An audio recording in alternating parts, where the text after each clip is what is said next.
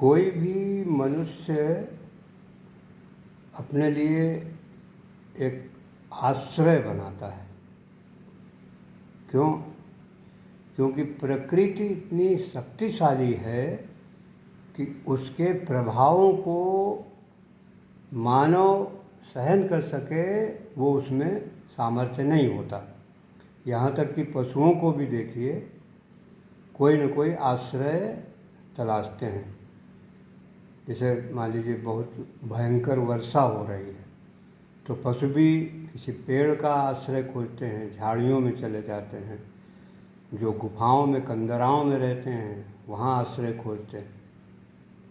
तो ऐसे ही आध्यात्मिक और मानसिक सुख किस आश्रय में मिल सकता है मन को? वो क्या है? वो है सत्संग का आश्रय,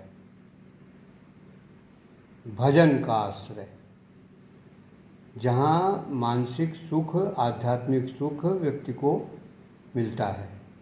जैसे मनुष्य को एक आवास में आश्रय मिलता है, वैसे ही मन को सत्संग में मानसिक सुख की अनुभूति होती है।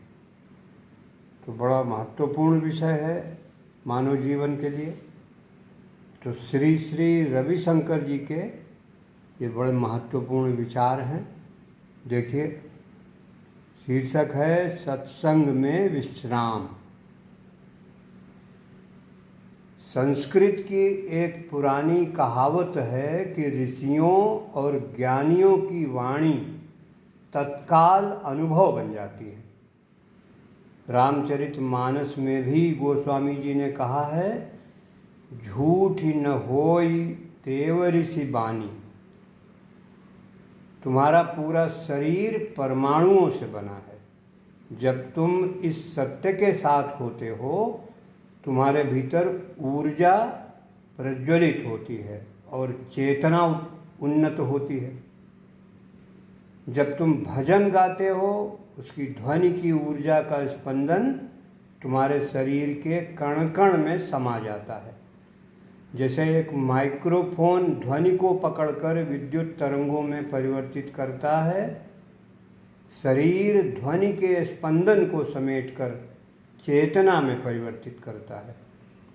जब तुम भजन करते हो, तुम्हारा शरीर ऊर्जा से तरबतर हो जाता है, तर जाता है और चेतना में परिवर्तन आता है। यदि तुम बैठे बैठे गप्प मारते हो या तीव्र संगीत सुनते हो, तब वो ऊर्जा केवल तुम्हारे शरीर में ही समाती है। जब तुम ज्ञान की बात सुनते हो, ज्ञान को सुनते हो या पूर्ण हृदय से जप करते हो, तब तुम्हारी चेतना उन्नत होती है। कभी गौर किया है कि लोगों को घर की ज़रूरत क्यों होती है? क्या वे बिना किसी आश्रय के पशुओं की तरह जंगल में रह सकते हैं? मनुष्य को परिवर्तनशील प्रकृति से सुरक्षा चाहिए, इसलिए वह अपने शारीरिक सुख के लिए एक आश्रय बनाता है। इसी प्रकार आध्यात्मिक और मानसिक सुख के लिए सत्संग एक आश्रय है। जो सत्संग का अर्थ ही है कि सत्य का साथ। जो सत्संग में शामिल नहीं होता, वो पशु के समान है। कहा भी गया है कि सत्संगति कथय किम न करोति पुंसाम। सत्संग ही मनुष्य को सुसभ्य बनाता है। सत्संग ही जीवन के कठोर और परिवर्तनशील प्रभावों से बचने का आश्रय है। सत्संग वो घोंसला है जहाँ तुम विश्राम पाते हो। यदि तुम खुशियाँ बटोरने में लगे हो तो तुम्हें दुख मिलता है। यदि तुम खुशियाँ बांटने में लगते हो, तुम्हें प्रेम और आनंद मिलता है। यही परम सत्य है। धन्यवाद।